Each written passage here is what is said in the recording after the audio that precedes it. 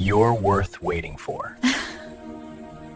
The snow fell like broken promises outside the glass windows of Meridian, one of Chicago's most expensive restaurants.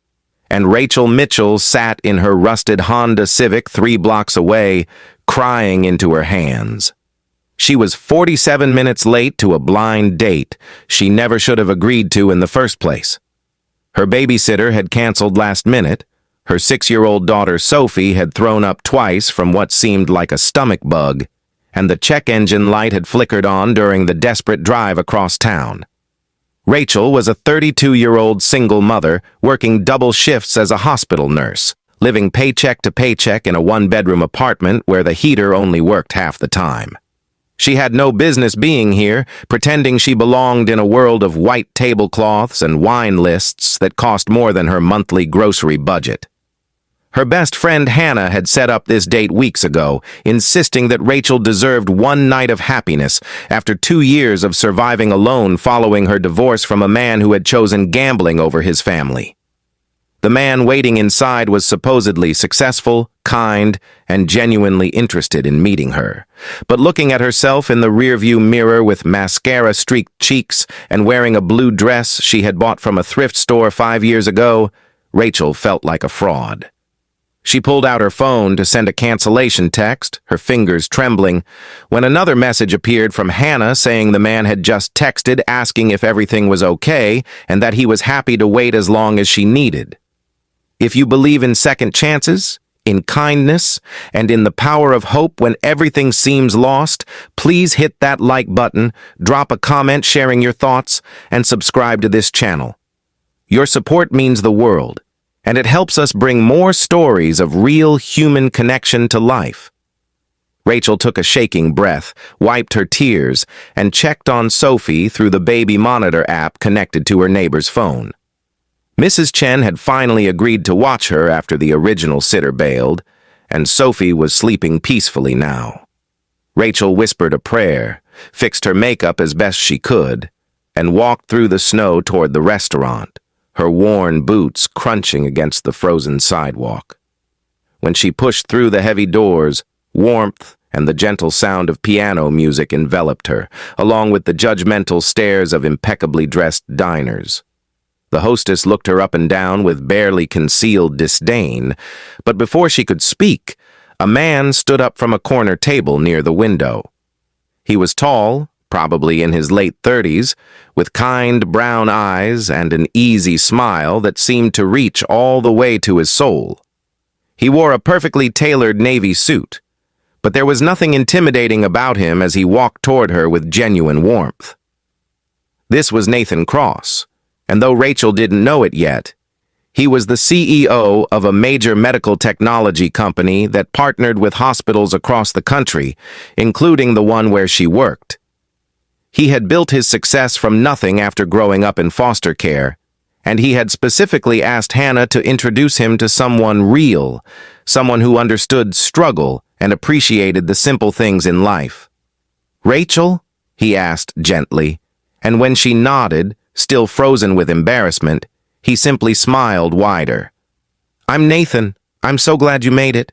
Please, come sit down. You look like you've had quite an evening." There was no judgment in his voice, only concern. As they walked to the table, he pulled out her chair and draped his suit jacket over her shoulders without asking, noticing how she had been shivering. The hostess, who had looked down on Rachel moments before, suddenly became overly attentive, but Nathan paid her no mind. His attention was completely focused on the woman sitting across from him, the woman who had almost given up on herself tonight. Rachel apologized profusely, the words tumbling out in a rush about her daughter being sick, the babysitter canceling, the car problems, and how she understood if he wanted to leave because she was a mess, and clearly not the kind of woman someone like him would want to waste time on. But Nathan just listened, really listened. And when she finally ran out of words, he reached across the table and gently took her hand. "Rachel," he said softly, "you're a mother who put her child first, who fought through a difficult situation to honor a commitment, and who showed up even when everything told you not to. That tells me everything I need to know about your character. You're not a mess. You're remarkable. And honestly, you're worth waiting for. The wall Rachel had built around her heart for 2 years began to crack. They talked for 3 hours, long after the restaurant had emptied out. Nathan told her about his childhood in foster care, about building his company from a small startup in his garage, about how success meant nothing without someone genuine to share it with. Rachel shared her struggles, her dreams for Sophie's future, her passion for helping patients at the hospital, and slowly she began to see herself through his eyes, not as someone broken or insufficient, but as someone strong and worthy. When Nathan learned she was a nurse, he mentioned that his company was actually developing new equipment for patient care, and he would love her professional perspective sometime, treating her expertise with genuine respect. As the evening ended, Nathan insisted on following her home to make sure her car made it safely, and when they arrived at her modest apartment building, he didn't flinch or make excuses to leave quickly. Instead, he asked if he could take her and Sophie to a Christmas tree lighting ceremony that weekend, something casual and family-friendly. Rachel felt tears spring to her eyes again, but this time they were tears of gratitude and hope. For the first time in years, she felt seen, valued, and genuinely cared for by someone who looked past her circumstances and saw her heart.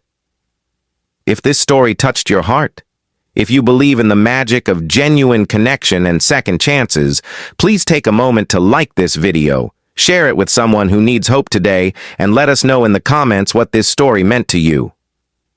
Over the following months, Nathan and Rachel built something beautiful together, something based on mutual respect, shared values, and real love.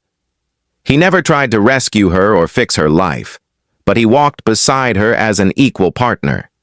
He adored Sophie, showing up to her school plays and helping with homework. He supported Rachel's career and encouraged her dreams. And Rachel showed Nathan what it meant to be loved, not for what he had accomplished or what he could provide, but simply for who he was as a person. Before we end, please comment below with a heart emoji if you believe that real love finds us when we least expect it. Their wedding took place 2 years later in that same restaurant where they had first met, on another snowy December evening. As they danced their first dance with Sophie between them, Rachel thought back to that night when she had almost given up, when she had sat crying in her car believing she wasn't worthy of happiness. And she realized that sometimes the greatest blessings come not when everything is perfect, but when we find the courage to show up as our authentic selves, broken pieces and all, and trust that the right person will see our worth, even when we struggle to see it ourselves.